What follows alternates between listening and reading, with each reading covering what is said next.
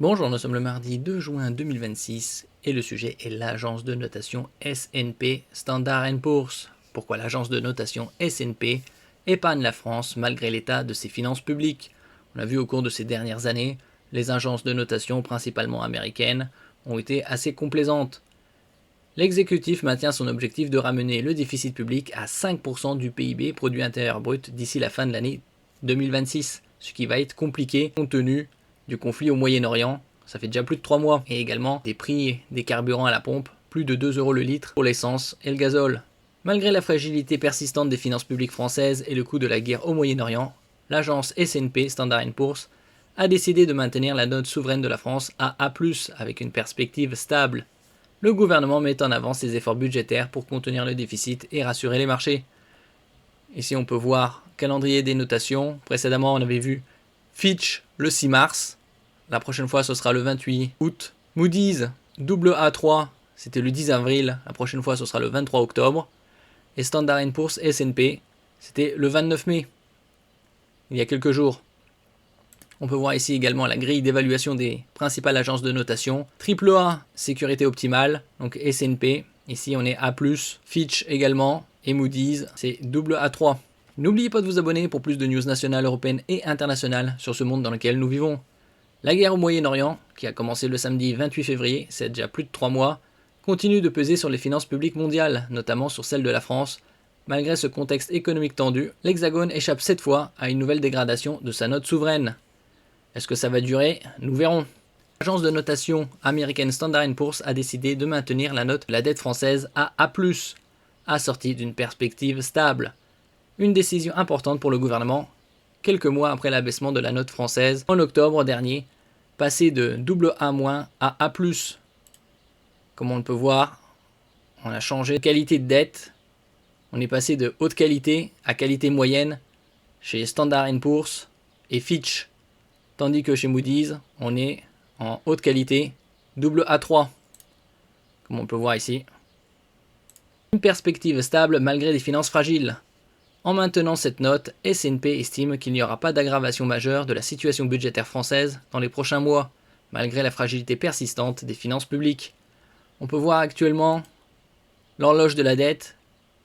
On est à plus de 3500 milliards d'euros de dette. En équivalent du PIB, c'est 116,6.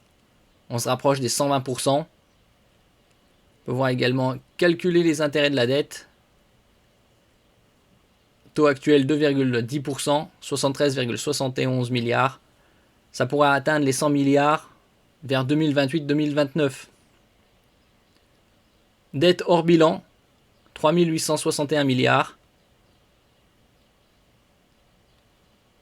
Dette publique sur le budget de l'État, 1127%. Et on peut voir hausse de la dette sous Macron, double mandat, donc une décennie, 1300 milliards d'euros. Sous Hollande, il avait fait qu'un seul mandat, 358,7. Sarkozy également, 645 milliards. Le Premier ministre Sébastien Lecornu semble avoir apporté certaines garanties à l'agence de notation en défendant une ligne de rigueur budgétaire. Pour limiter l'impact de la flambée des prix des carburants liés au conflit avec l'Iran, le gouvernement a choisi de débloquer une enveloppe limitée à 1,2 milliard d'euros d'aide pour les ménages. On en avait parlé précédemment. Ils avaient passé l'aide par foyer de 50 à 100 euros. Des économies pour compenser le coût de la crise. L'impact budgétaire de la guerre en Iran, estimé à environ 6 milliards d'euros le mois dernier, doit être compensé par plusieurs mesures d'économie. On a vu également que l'INSEE avait révisé la croissance pour le premier trimestre 2026. Précédemment, il tablait sur une croissance nulle, 0%. Et là, ces derniers jours, ils l'ont révisé à moins 0,1%. Le gouvernement prévoit notamment 4 milliards d'euros de coupes dans les budgets ministériels. À cela s'ajoutent 2 milliards d'euros supplémentaires grâce au gel du barème des allègements de cotisations patronales, qui aurait normalement dû être revalorisé avec la hausse du SMIC. Malgré les turbulences économiques internationales, l'exécutif maintient son objectif de ramener les déficits publics à 5% du produit intérieur brut d'ici la fin de l'année 2026. Certains économistes tablent sur un déficit public 2026 à 6%. Nous verrons. Nous sommes à la moitié de l'année. Une dette publique toujours plus lourde. Le gouvernement dispose toutefois de marges de manœuvre limitées. La dette publique française dépasse désormais les 3500 milliards d'euros, soit près de 116% du PIB, comme on le peut voir ici. Plus de 3500 milliards, 116,6%. Cette année, la France devrait consacrer environ 66 milliards d'euros au seul remboursement des intérêts de sa dette, un niveau historique qui continue d'inquiéter les marchés et les agences de notation. En 2020, on était aux alentours de 20 milliards, entre 20 et 25 milliards d'euros pour les intérêts de la dette. Là, ça a quasi triplé. Et d'après certains économistes, vers 2028-2029, ce sera 100 milliards d'euros.